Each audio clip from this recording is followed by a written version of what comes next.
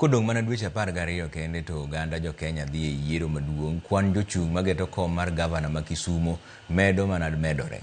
Gisani moingo ji 8 osenyiso dwaro margi mar kawo komno ma idhi we nono gi Profesa Anyang' Nyong'o. Penjo en ni to siasa dhi chalo nade? Walter Nyambaga nigi ler mar wachni. Kaka ndalo medo sudo machiegni kod yiero maduong' ma tarik 10 dwe mar 8 higa manyien mar 2027.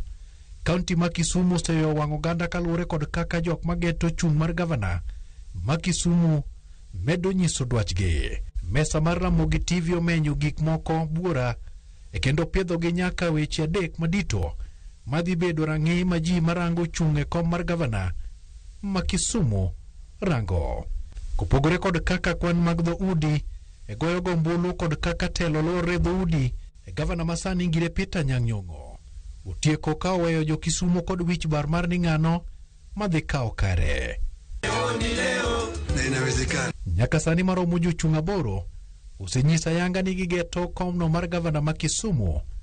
Magi oting'o seneta ma Kisumu Profesa Tom Ojenda, jaod bura ma sani ma Kisumu Central Dr. Joshua Ron, jaod bura ma Nyakacha Domo Owuor ma bende en okil, jaod bura machon ma Kisumu Central Ken Obura, jalup gavana ma Kisumu Matthews Owili, jaod bura ma Kisumu County Woman Rep Ruth Odinga, jaod bura ma Kisumu West Rosa Buyu, to kod mane en gavana machon Jack Ranguma.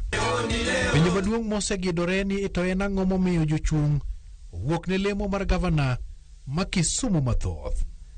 Kaluwore kod kaka kwan mag siasa ringo, mesa mar Ramogi TV omenyo kaka iluto mbulu kotende kod dhoudi.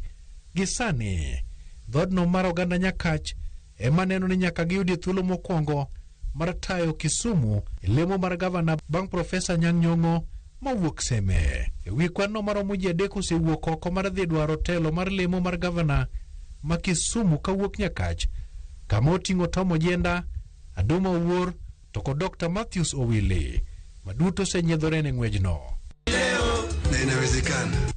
Kata kamano, dhod oganda Kano bende owuok oko ni ngang' ma en kinde margi mar manyo tam margi achiel mane odong' bang' ka Jack Ranguma ne otiyo mana kuom thuolo mar tam achiel kende.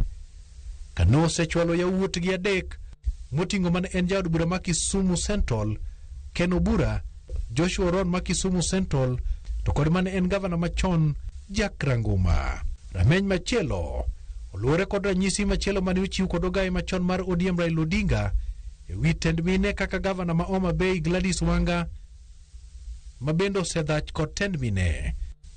Ranyisi Raila no oseywayo jochung' ma mine 2 Kisumu County moting'o Rosa Buyu ma Kisumu West to kod mane en jalup gavana to kendo sani jaod bura ma Kisumu County Ruth Odinga.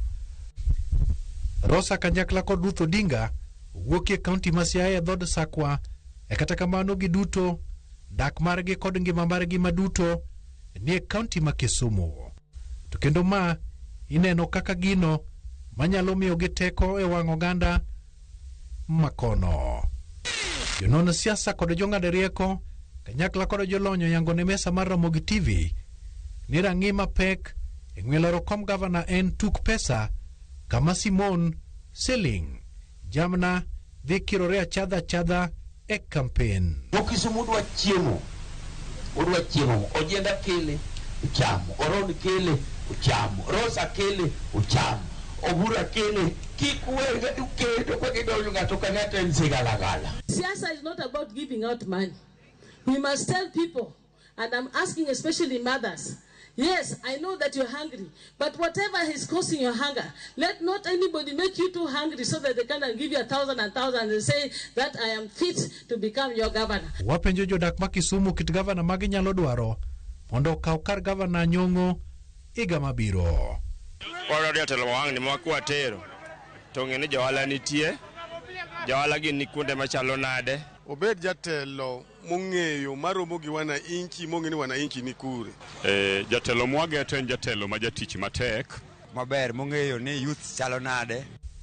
Gisani kwan mag jochung' nyalo biro medore kaka ndalo medo sudo, kata doko ni IBC to segolo lai kaka winjo bed ni jochung' tiyo kod pesa laro kom gavana ma Kisumu e kama maromo mana shillings milion 40 kende ema oyiene ng'ato tiyo godo kata matin ne mano.